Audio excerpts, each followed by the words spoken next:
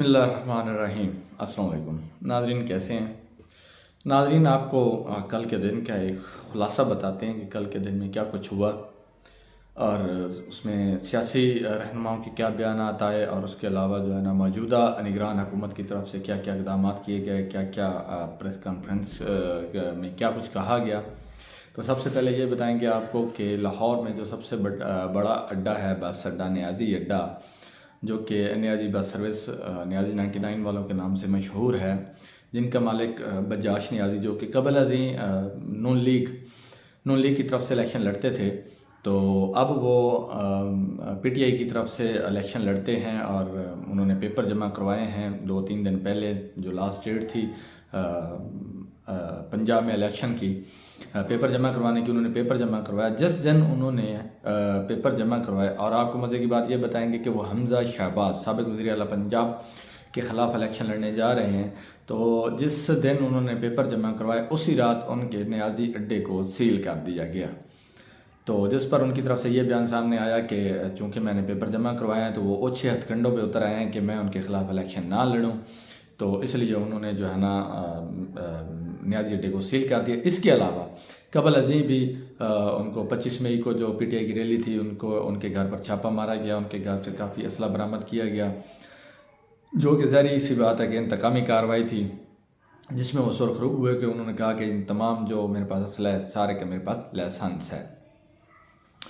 इसके बाद दूसरी जो है ना प्रेस कॉन्फ्रेंस की निगरान वज़ीर आला पंजाब मोहसिन नकवी साहब में, जिसमें उन्होंने ये कहा कि पुलिस की जानिब उठने वाले हर हाथ को हम तोड़ देंगे। तो मेरे ख्याल में ये उनका बयान नहीं बनता था। वो निगरान वज़ीर आला हैं, वो कोई इलेक्टेड नहीं हैं, वो सिलेक्टेड हैं, चंद दिन के लिए हैं। 90 दिन का आइन के तहत उनके पास 90 दिन के अख्तियारात होते हैं, उसके बाद वो आइनी तौर पे ही उनका कोई जवाब नहीं रहता। तो ये उनका बयान समझ से बालातर है। इसके अलावा भी उन्होंने बहुत सी बातें की हैं और ये भी बात अब कोई ढकी छुपी नहीं रही कि ये निगरान हुकूमत गैर जानिबदार नहीं है, ये मुकम्मल तौर पर जानिबदार है। और ये इस वक्त जो मरकज़ में हुकूमत है पीडीएम की, ये उनके इशारों पे जो है ना जो कुछ कर रहे हैं पंजाब के अंदर पीटीआई के ख़िलाफ़, ये भी सबके सामने है। इसके जवाब में इमरान खान साहब की तरफ और दीगर रहनुमाओं की तरफ से भी जवाबात इस प्रेस कॉन्फ्रेंस के जो उन्होंने कहा उस पर जवाब दिया गया, जिनमें जो उसके शाह कुरैशी साहब हैं, तो उन्होंने कहा कि ये अपने जब भी बात करते हैं तो अपने मूड के मुताबिक बात करते हैं, ये मुल्क जो है ना इनके मूड पर नहीं चलना, ऐन के मुताबिक चलना है। ठीक हो गया। इसके बाद जो है ना सरदार लतीफ़ खोसा जो कि रहनुमा पीपल्स पार्टी हैं, उन्होंने जो है ना जवाब दिया इसका। उन्होंने कहा कि इनके पास 90 दिन की मिनिस्ट्री है और ये बादशाह बन के जो है ना पंजाब में इक़्तिदार चला रहे हैं, किसी को खातिर में नहीं ला रहे। तो इस पर आवाम की तरफ से मनफी रद्द-ए-अमल तो आएगा। तो ये निगरान हुकूमत है, 90 दिन बाद इन्होंने चले जाना है, फिर ये ख़ुद जो है ना इन सब का सामना करेंगे, इन हालात का जो आज ये दूसरों पर कर रहे हैं। क्योंकि इसके बाद जो हुकूमत आनी है वो तो इलेक्टेड हुकूमत होगी, वो 5 साल के लिए होगी। इसके बाद जो सबसे मज़े की बात है वो ये है कि सुप्रीम कोर्ट ऑफ पाकिस्तान ने जैसा कि इलेक्शन करवाने का हुक्म दिया था और गवर्नर KPK को हुक्म दिया था कि आप इलेक्शन की डेट अनाउंस करें, लेकिन गवर्नर KP ने अभी तक कोई डेट अनाउंस नहीं की। मुख्तलिफ हीले बहानों के ज़रिए कभी इलेक्शन कमिश्नर पर टालते हैं, कभी किसी पर टालते हैं। तो PTI ने इसके ख़िलाफ़ लाएअमल तैयार कर लिया है और सुप्रीम कोर्ट में तौहीन अदालत की दरख्वास्त दायर कर दी है, जबकि इलेक्शन कमिश्नर के ख़िलाफ़ लाहौर हाई कोर्ट में भी तौहीन अदालत की कार्रवाई के लिए दरख्वास्त दे दी गई है।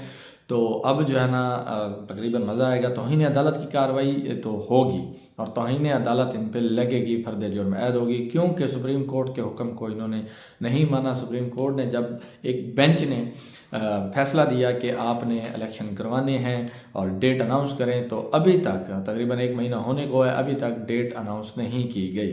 तो तौहीन अदालत की कार्रवाई तो होगी और ये जो है ना अब जाएंगे अपने घरों को। गवर्नर KP आप जानते हैं कि वो मुकम्मल तौर पे PDM के ज़ेर असर हैं और उनके कहने के मुताबिक ही फैसले कर रहे हैं। और चीफ़ इलेक्शन कमिश्नर तो वैसे ही वो मुंशी साहब हैं। तो मुंशी साहब के बारे में जैसा कि आप अच्छी तरह जानते हैं कि उनकी पहले भी वो क्या कुछ कर रहे हैं और इलेक्शन को डिले करने के लिए उन्होंने ख़ुद से अपने तौर पे भी जो हो सकता था उन्होंने किया। उसके बाद सुप्रीम कोर्ट ने सुमोटो एक्शन लिया कि आइन के तहत 90 दिन के अंदर इलेक्शन करवाने होते हैं, लेकिन आपकी तरफ से अभी तक कोई जवाब नहीं आया। तो उस पर भी अब चीफ इलेक्शन कमिश्नर के ख़िलाफ़ लाहौर हाई कोर्ट में तौहीन अदालत की दरख्वास्त दायर कर दी गई है। तो वो आज या कल उसका नोटिस लग जाएगा और समाअत शुरू हो जाएगी। अब देखना ये है कि ये कार्रवाई कहाँ तक चलती है। डेट तो अब उनको देनी पड़ेगी, इलेक्शन की डेट तो उनको देनी पड़ेगी, अब इसमें कोई दो राय नहीं है, वो हर हाल में डेट देंगे। लेकिन अब देखना ये है कि कब की डेट देते हैं। 90 दिन के अंदर इलेक्शन करवाने होते हैं। अब तकरीबन इस वक्त जो है ना देखा जाए ओवरऑल तो 60 दिन हो चुके हैं, लेकिन अभी तक इलेक्शन का कोई पता नहीं है। तो अब डेट अनाउंस होगी। इसके अलावा आप अक्सर जो है ना एक नारा सुनते हैं कि इदारों की ज़रूरत होती है। जब जैसे कि चीफ इलेक्शन कमिश्नर और मुंशी साहब ने कहा, जब उनको मुंशी कहा गया तो उन्होंने कहा जी मुझे मुंशी क्यों कहा गया है, तो उस पर बगावत का मुकदमा कर दिया गया। फवाद चौधरी साहब पे वो जेल गए 2-3 दिन बाद, 4 दिन में, बल्कि 1 हफ़्ता लगा और रिहा हो गए। तो इसके अलावा आप जो है ना मुल्क का एक और मुअज़्ज़ज़ इदारा है जिसके बारे में जब आप कोई बात करते हैं तो वो कहते हैं जी क्यों बात की गई है। तो इदारों की इज़्ज़त होती है, तो इज़्ज़त की बात है, ये है वो है। तो इस पर मैं ये बात करूँगा कि इदारों की कोई इज़्ज़त नहीं होती, इदारों की ज़िम्मेदारियाँ होती हैं, चाहे कोई भी इदारा है, आर्मी है, अदलिया है, उसके अलावा जो है ना चीफ इलेक्शन कमिश्नर हो गया, पुलिस हो गई, जो ब्यूरोक्रेसी हो गई, इनकी इज़्ज़त नहीं होती। ये ज़िम्मेदारियाँ होती हैं, ये अवाम के नुमाइंदे होते हैं, अवाम के ये गवर्नमेंट के ये नौकर होते हैं। तो इनके ये इन पर ज़िम्मेदारियाँ होती हैं। इन्होंने अपनी, ये नहीं है कि आपने हमारी तौहीन कर दी है तो आपके ख़िलाफ़ FIR होगी। इज़्ज़त जो होती है वो अवाम की होती है, कौम की होती है, इदारों की कोई इज़्ज़त नहीं थी, इदारों की ज़िम्मेदारियाँ होती हैं। तो आजकल हमारे यहाँ अवाम की कोई इज़्ज़त नहीं है, हाँ इदारों की इज़्ज़त है, अवाम की कोई इज़्ज़त नहीं है। अवाम पे ज़िम्मेदारियाँ हैं, इदारों पे ज़िम्मेदारियाँ नहीं हैं। अवाम ने बस ये करना है, अवाम ने ये नहीं करना, अवाम ने वो नहीं करना, अवाम ने वहाँ नहीं जाना। जैसा कि आप देखते हैं कि दफ़ा 144, बेसिकली मैं दफ़ा 144 को ये कहता हूँ कि ये अवाम के हकूक़ सलब करता है। इस तरह के जहाँ उनकी मर्ज़ी आती है दफ़ा 144 लगा देते हैं। चाहे अवाम का उस दिन हर किसी जो साहबज़ार पब्लिक है उनके प्रोग्राम्स होते हैं, उन्होंने हफ़्ता महीना पहले इंतज़ाम किए होते हैं, तो दफ़ा 144 के बाद वो उनका कोई मतलब इनकाद का कोई इम्कान नहीं होता। तो ये हालात हैं कि यहाँ पे दफ़ा 144 तो आजकल ये है कि मैं गवर्नमेंट को तो नहीं कहूँगा कि वो इम्पोज़ करती है। दफ़ा 144 समझ लें कि इमरान खान की जेब में घूम रहा है। इमरान खान साहब जहाँ भी जाते हैं वहाँ पे दफ़ा 144 का नफाज हो जाता है। जहाँ भी जाते हैं दफ़ा 144, लाहौर में तो दफ़ा 144, इस्लामाबाद गया तो दफ़ा 144, कहीं और जाएंगे तो दफ़ा 144। और दूसरी बात जो सबसे अहम है वो ये है कि जब इलेक्शन की तारीख अनाउंस हो जाती है तो इलेक्शन कैंपेन शुरू हो जाती है, और इलेक्शन कैंपेन स्टार्ट होते ही दफ़ा 144 के नफाज का कोई जवाब नहीं रहता। क्योंकि दफ़ा 144 का मतलब ये है कि आप कहीं पे गैदरिंग नहीं कर सकते, और जब गैदरिंग नहीं कर सकते तो कैंपेन कैसे होगी। कैंपेन आपका जो है ना आइनी हक है, कॉन्स्टिट्यूशनल राइट है, वो आप कैंपेन करेंगे तो साहबज़ार इलेक्शन लड़ना है तो कैंपेन तो होगी। तो जब दफ़ा 144 लग गया है कानूनी तौर पे तो फिर तो वो बात ही ख़त्म होगी। तो खैर ये तो जो ऊपर बैठे हैं बड़े वो बेहतर जानते हैं क्या करना है क्या नहीं करना। तो इसके अलावा इमरान खान साहब ने कल प्रेस कॉन्फ्रेंस में एक और बात की कि जब मुझे जुडिशल कम्प्लेक्स जो है ना मैं गया तो वहाँ पर एक मेरे कत्ल का पूरा फंदा तैयार था। तो बस अल्लाह ताला ने मुझे बचा लिया है, अब मैं मरने वाला नहीं हूँ।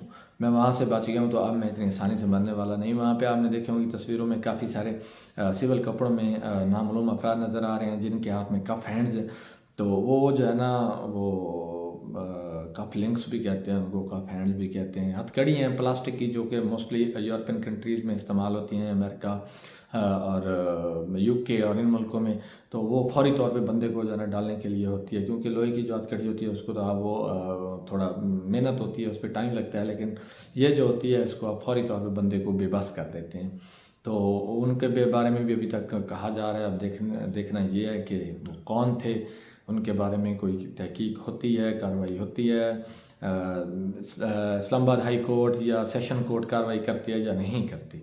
इंशाल्लाह नेक्स्ट व्लॉग में हाजिर होंगे एक नए टॉपिक के साथ। फ़िलहाल के लिए चैनल को सब्सक्राइब करना और वीडियो को लाइक करना ना भूलिएगा। शुक्रिया।